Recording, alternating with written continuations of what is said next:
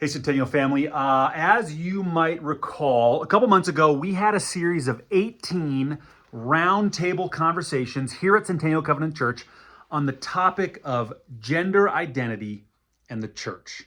A little over 100 of us participated in one of these roundtable conversations, and I wanted to give you a quick update on what work has been done as a result of those conversations, as well as where we plan to go from here. So first of all, I just want to say thank you, because if you were to ask me a year ago, what would happen if over 100 people got in groups of 10 or 12 and talked about gender identity at your church, I'll be honest, I would be afraid that maybe it would get really explosive. But I am so happy to tell you that every single one of the conversation groups was fantastic. People were respectful. People shared honestly. Not surprisingly, we have a big diversity of points of view on this complicated and important topic, but I am so thrilled to say, Centennial, you guys showed up with grace and humility and honesty, and they were great conversations. So thank you for making these really valuable conversations. Second, there was a big theme that came out, which is that pretty much everybody in this church community wants to create welcoming spaces where anybody and everybody can be invited to share our journey of transformation with us as a community. And it's just good to know that as a church, we want to take seriously the needs and the desires and the experiences of the people in the world around us and say, how can we walk with you on your journey?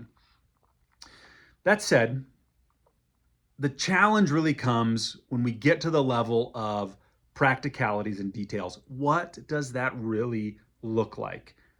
There's conversations about when and where and how are we going to define sin? When and where and how are we going to draw lines for participation or leadership? There's so many challenging practical issues. And I'll be honest, solutions to those practical questions did not simply rise to the surface because of discussion. And quite frankly, I don't know if any of us expected it to. So what we plan to do is continue to discern where should the discussion go from here. However, we plan to do that with an affirmation and holding on tightly to this shared value of we want to be a welcoming community, and we want to figure out what that looks like practically. So I know that's only sharing so much, and that's because there's not much more to share, but please continue to pray for Centennial Covenant Church. Pray that we know how to invite people on a shared journey of transformation, how to step into the complexities and realities of the diverse lives people are living in our families and in our communities and the world around us. And just pray that God would continue to use his church, Centennial Covenant Church, as a place for his name to be glorified, his will to be accomplished, and his kingdom to come here on earth. Grace and peace.